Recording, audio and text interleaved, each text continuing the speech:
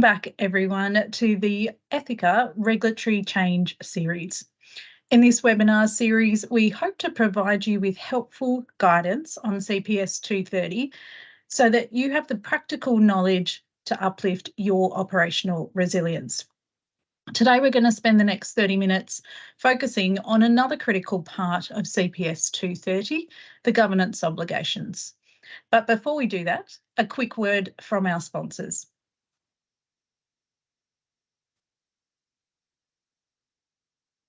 The world has changed. We have changed. Ethica Group is meeting the moment with a woman-led advisory and talent firm, placing integrity at its core, leading by example for a more equitable future. At the forefront of emerging tech and regulation, we operate across key technical areas, providing pragmatic commercial support and superior talent solutions for businesses navigating change. Driven by purpose, we give back. Ethica elevates modern workplaces and strives to uplift humanity, empowering change for better tomorrows today. Wonderful. So to those of you joining for the first time, my name is Ramona Roach and I'm CEO of Ethica Group, an advisory and talent solutions firm, and we're focused on regulatory change and innovation and tech. Today, I'm joined once again by Richard, one of our risk and compliance experts, and Susanna, one of our legal advisors. Thank you both for being here. So, panel, let's jump straight in. Why does the topic of governance resonate with you? Richard? Governance is critical to the effective implementation of CPS 230. I think if you look at both the requirements and the guide, the regulator's been crystal clear that the ultimate accountability sits with the board. So for the board and senior management to be able to show that they've taken reasonable steps, which is becoming more and more important with FAR coming into play, and I know ADIs already have there, you need to show that you've got the structure and management information that boards are making informed decisions about how they are making sure they are operationally resilient with the services they provide their clients. Absolutely. And Susanna? From my experience working in-house, I understand that there are so many areas of a business and stakeholders that are key to implementing regulatory change. One of the most important being governance. Having strong communication channels, policies, procedures, and governance arrangements in place is key to managing operational risk. And personally, I am a self-professed governance geek, so I've been looking forward to this session in the last few months. Look, our topic today is obviously about governance, but the entire webinar series exists to give you an in-depth insight into the requirements and expectations of the CPS 230 regulation. So please do submit your questions and comments in the Q&A tab, and we'll try to get them all answered today. What's really great about Ethica is that we run a full service firm, so cross-functional implementation support by our team is seamless when you need specialised governance support as well as insights on regulatory compliance. Okay, so Susanna, let's recap a little bit the key takeaways from our webinars so far. How does it all fit together?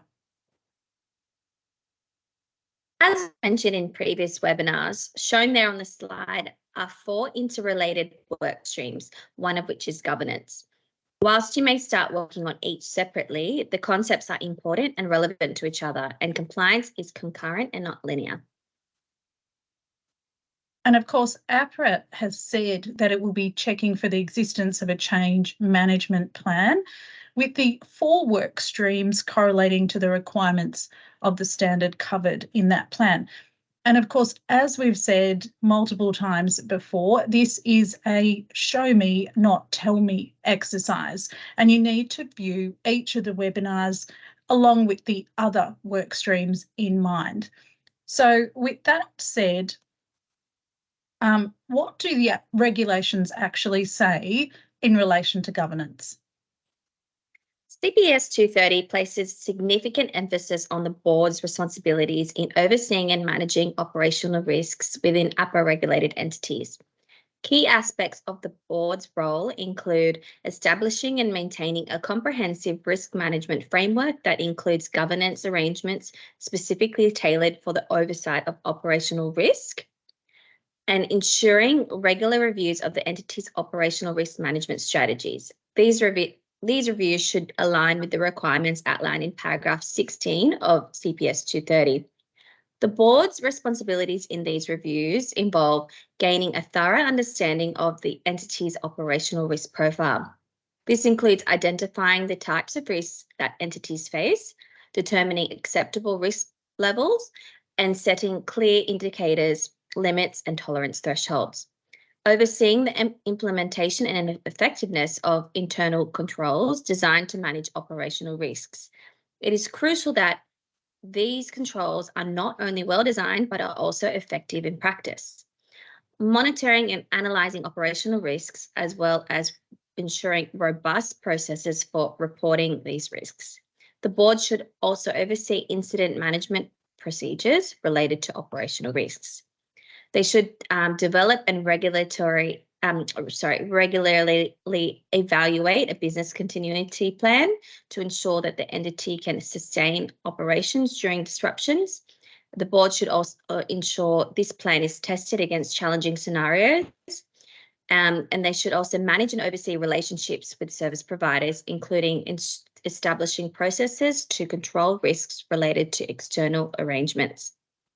As mentioned in previous webinars, CPS 230 builds on existing general risk management requirements in Prudential Standard CPS 220 and Prudential Standard SPS 220.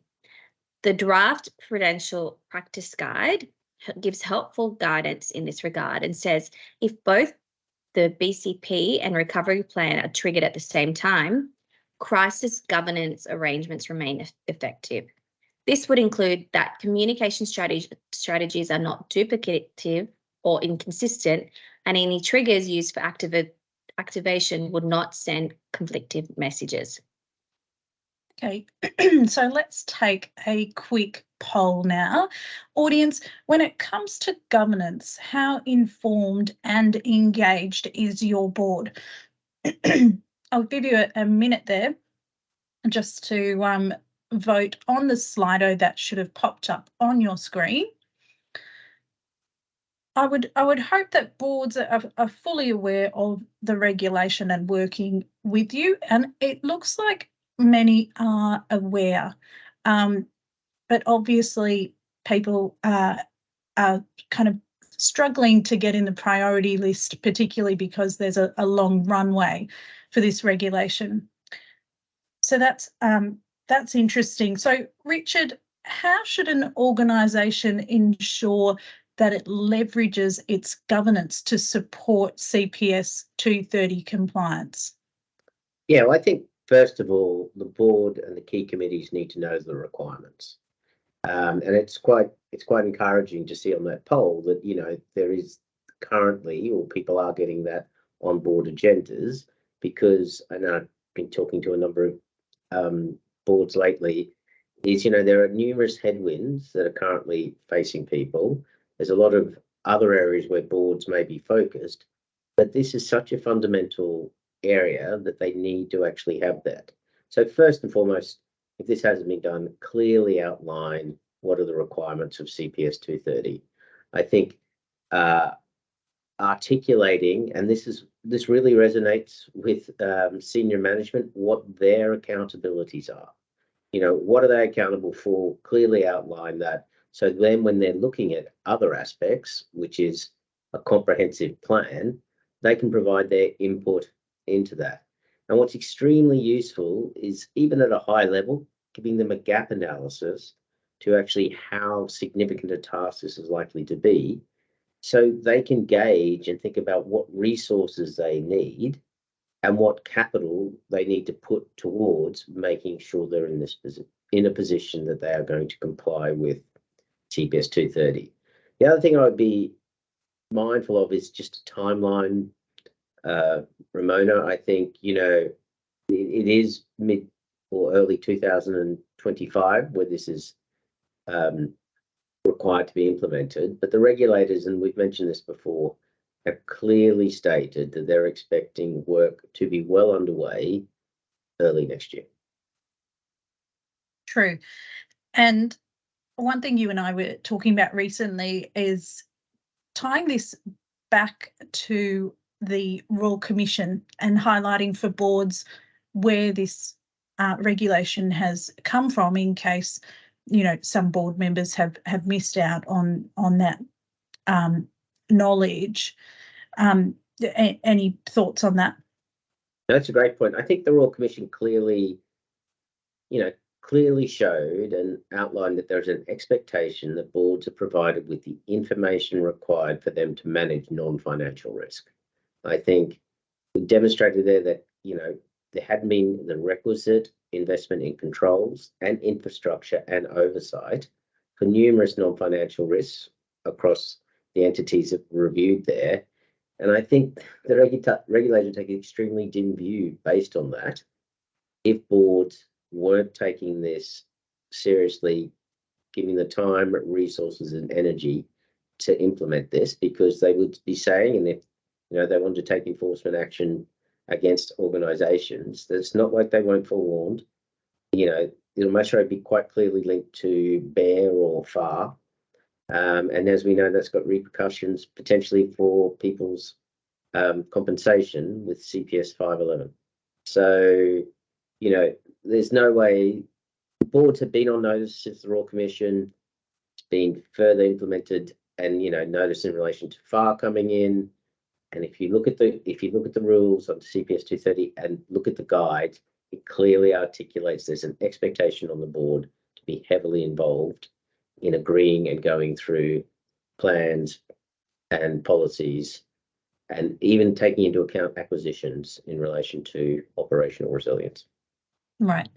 And I mean, we'll go through some examples in a minute, but I guess summarising there, a governance framework that allows for regular and transparent communication between the executive and the board is going to be crucial, not just for CPS 230, but just for operational resilience generally. It's just, good business practice. Yes, no, it is good, and it is how you manage your business. And not trying to pick on any organisation, but we've seen recently with Optus and issues they've had there, and that is clearly operational resilience. BCM communications, be a great lessons learned for organisations to look at one of their critical operations, which they provide to their clients. If that was to go down, how would they play that out? And we've covered testing and tolerances previously, but that is vital. And that shows you've got the requisite governance, and more importantly, that the board is taking reasonable steps in looking to implement, which is quite a complicated piece of regulation.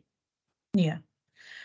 Okay. So, Susanna, there's obviously increased responsibilities for both the board and senior management under CPS 230. What does that look like?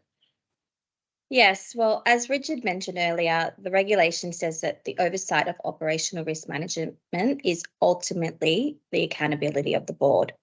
The regulation further states that the board must ensure that APRA-regulated entities set out clear roles and responsibilities for senior managers for operational risk management, including business continuity and the management of service provider arrangements. A prudent board should have a clear understanding of who is accountable for every aspect of operational risk management and can be confident that there are no accountability gaps. Senior management would need to define roles and responsibilities through a combination of processes, including role statements, reporting lines, and charters of governing bodies. This would not be limited to operational risk management functions. For example, it may be prudent to review the governance charters for the Board Risk Committee and Non-Financial Risk and Compliance Committee within your organisation to ensure that they include direct references to operational resilience and outline clear accountability for operational risk management, BCM, and service provider management respectively at a board and senior management level as required under CPS 230. According to APRA, best practice is for there to be established processes for delegations, escalation of risks and issues to the board and senior management, and defined reporting requirements. For example, APRA's expectation of a board in providing effective oversight of the operational risk profile would typically include activities such as reviewing and challenging regular updates to operational risk profile that cover the full range of operational risks in a clear and concise way. This could be through the use of indicators, limits, and tolerances to ensure that areas that are risk or outside of appetite are brought to the board's attention and remediated as appropriate.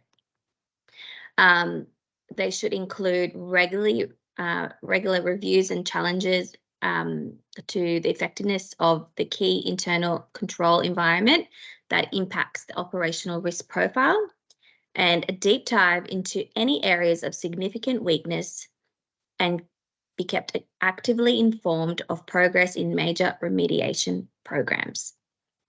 They should pay particular attention to significant new ventures that may give rise to material on novel operational risks, such as activities associated with crypto assets or AI, and ensure that internal audit provides robust assurance on operational risk with sufficient coverage in the audit plan and appropriate risk skills and capabilities. Better practice would be for the board to also consider whether future assurance is needed, including through expert opinion or other means.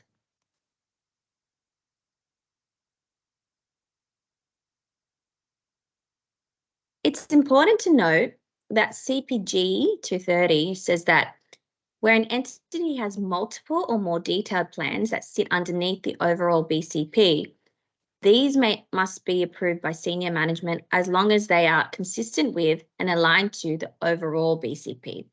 An example of this approach may be a board-approved entity-wide BCP, which is supported by senior management-approved divisional BCPs. While the board approves the entity's overall tolerance levels, senior management are able to set more granular tolerance levels and indicators that would be consistent with and not undermine the board-approved levels.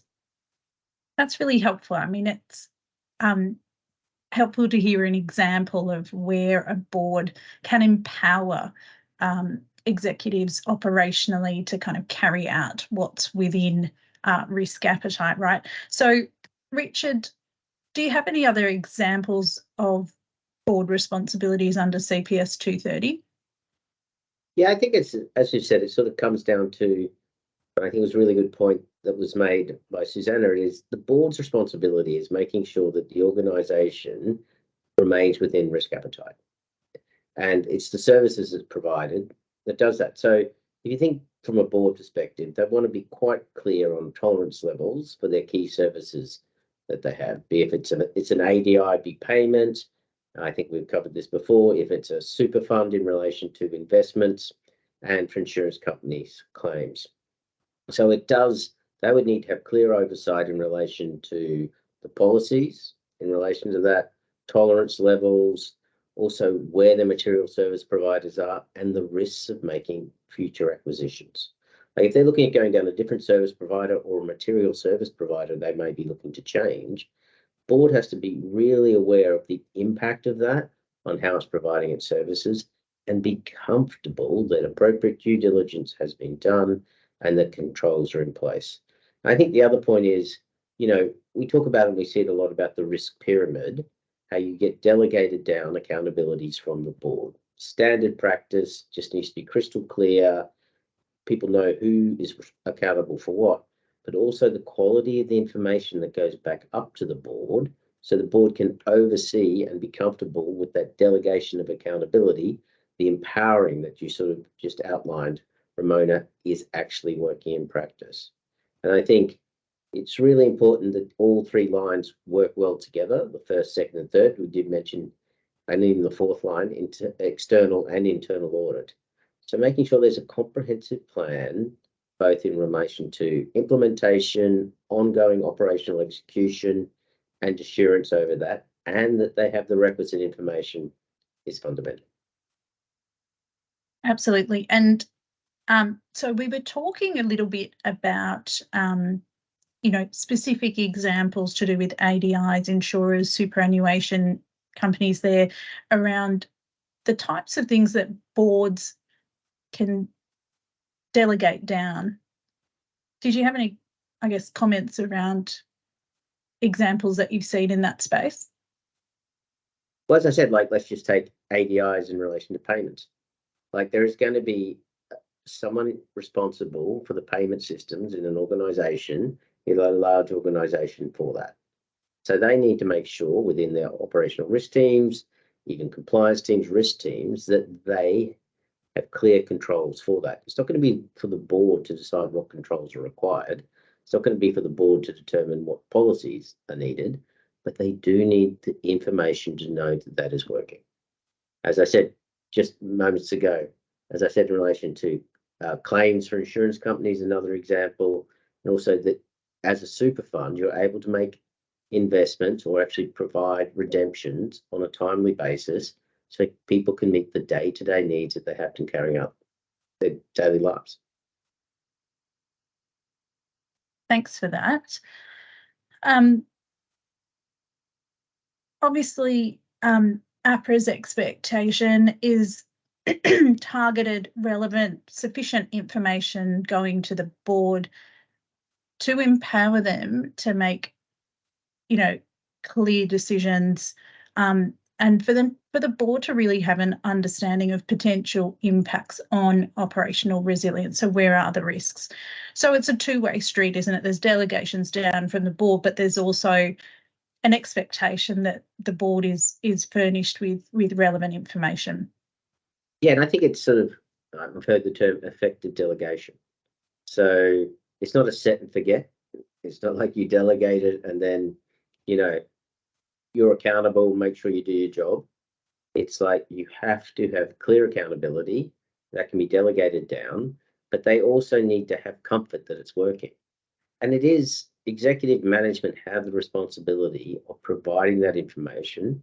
That if the board do not think they are getting it, they need to press their executives to make sure they have digestible information that enables them to see where there could be issues and anticipate where they, as I mentioned earlier, where they may want to invest capital and resources to ensuring that they have a comprehensive program, that it will and tested will work, and it gives them that overall comfort that if they were to have an issue with one of their critical operations, be it their own or a material service provider, they have comfort that they can be enacted. BCP plan can be put in place, and communication strategy. There's numerous different components, and I think as we talked about, getting it really distilled down for the board as to what are the requirements of CPS 230. It's got numerous arms, which we've been through on this, and that each of those component parts, what they require to make sure that is working, is where management really need to work and consider how they're going to basically get this in reporting to inform the board and for the board to have comfort that it is actually working. That's right. And I think it's a really tricky thing to get right because, boards are being furnished with hundreds of pages in papers. And, senior management is being asked to write summaries of, technical issues that can be really hard to encapsulate in a couple of pages. So it's really, I think it's one, as you say, that needs to be constantly reflected on after every board meeting, every committee meeting. How effective and efficient is our governance here? And potentially looking at getting, independent reviews of that governance. We've done quite a few of those, testing our clients' governance to really see if there are ways in which they can improve. So let's turn now to our second poll around who has accountability for the oversight of operational risk for CPS 230 in your organisation audience? I'll give you a minute to answer this Slido there. Bit of a trick question, Richard. Well, it'd be really it'd be an early Christmas gift if the board handed down that accountability to you, but you want to make sure you're appropriately resourced. No, it is tricky because we just went through the process of delegation and, you know, the linkages to FAR and BEAR. So it'll be interesting to see what the answers are on this. That's right. Well, it looks like from the early indications there that we're probably getting a mix of answers relating to who has the operational accountability versus who has the accountability under the regulation. So I think it's part and parcel between the CRO and the board. If perhaps it's sitting elsewhere in your organisation, that might be something to think about before Christmas. So let's move on now to some more practical tips and tricks here. We talked about getting the board engaged before, Richard. Have you got any tips for really getting the board across this for those organisations that are struggling?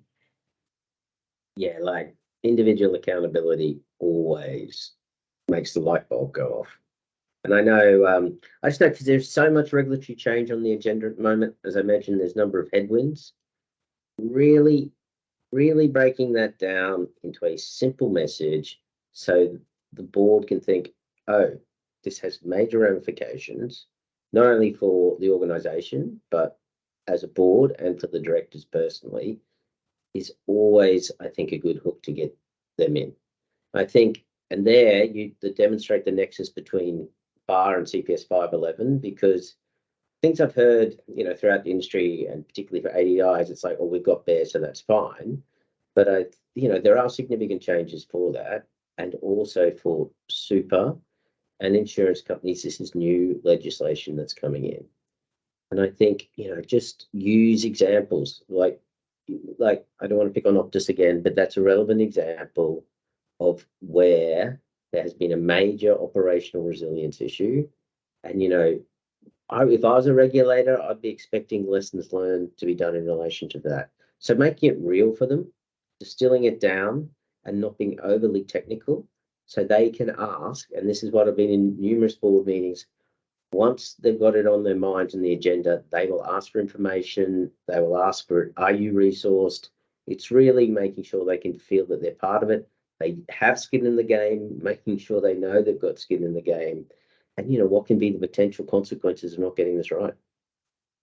That's right. I was talking to a CRO this morning who said, you know, not to downplay what Optus is going through. It's obviously a difficult time for them, but what a gift for the rest of us who are trying to explain to boards and management teams why operational resilience is so important, and not just for APRA-regulated entities, but, you know, reputationally for pretty much every organisation. And I think bringing it to life, and I think the opportunity cost of not getting this right and investing is huge. And, you know, because if you do get it wrong, you know, publicity, you're going to be tied up in potential enforcement actions, which takes time, puts huge pressure on staff. The capital add-on that I believe APRA will add to organisations that cannot demonstrate that they have appropriate operational resilience programs can be significant. Like we've seen significant add-ons of up to 250 million of additional capital that needs to be put against operational risk because you're not able to demonstrate to the regulator that you have appropriate programs in place. That's right. And I think what we're talking about here, though, when you connect that to governance, is governance in action, not just governance on paper, but, you know, that you can really demonstrate that your governance is working effectively. Now, part of that is obviously really getting a handle on effective governance. So on the next slide, you'll see some ways in which we're helping clients now on how to implement the requirements of CPS 230 in relation to governance. You can see there it's very operational. Some parts of it are strategic, but we augment your team with flex resources and technology solutions to essentially get you through periods of high workload. And of course, we're certainly in demand during periods of regulatory change. So if you do need help, please do reach out early and start talking to us to ensure that your team can flex over the next 12 months and ensure that your governance supports your CPS 230 uplift. Okay, so we're almost at the end of our session, and we've got a couple of minutes now just for some questions from the audience. So please do drop any further questions in the Q&A tab now. But I can see that during the session we have received some questions, so that's great. Thank you, audience. Let's see if our panel can help. So the first question that's come through, how would you go about educating, informing and engaging with your board if you're in a smaller entity and the board is reluctant to change? Panel, any thoughts on that? Yeah, I think sort of what I went through before is like just trying to use examples and sort of, if you can distill it down to one page, and I think clearly individual accountability for this and potential ramifications for the organisation is always a good way to get them engaged. And I think you don't need a comprehensive first time. It's really getting that level of engagement, and so that you're going to have directors interested and asking for more information. Like, you know, given what's gone on in the last couple of weeks, this should be anyway top of the agenda for a lot of boards. And so strike while the iron's hot. Absolutely. My tip there is getting operational resilience and the different parts of CPS on board agendas now. So if they're not already included at a board level, but also at a risk committee level, to ensure that there is some healthy discussion about where you're at. Even if that is just identifying where the gaps are and talking about a roadmap, at least that gets that on the record and gives committee and board members the opportunity to discuss those issues. I think that that's really healthy now if that's not already happening. Susanna, any other comments on that? I think I would make sure you frame any messaging to the board in a very positive light. So obviously these regulations are really there to help improve organisations, and with that comes, you know, increased, really good reputational outcome. So and customer experiences. So if you can sort of make sure they understand why the regulations are there, I think that would really help. And maybe, yeah, just start from the top down in terms of change management, and any dedicated person that's dedicated to implementing change. That's such a good message. We talk a lot about the challenges of CPS 230 uplift, but there's obviously a huge opportunity in getting it right. And like you said, if that is a positive message that flows throughout the organisation, not just this is something that risk wants us to do, not just the board has told us we have to do this, but people really understand the benefits that can be brought about from robust operational resilience. That's really a gift. I can see that we're running out of time, unfortunately, but great insights today. Thank you both for joining me. If you do need support on your CPS 230 uplift now, or you think you might need help or support going forward, please do reach out. Thank you so much for your time today, and we'll see you on the next webinar.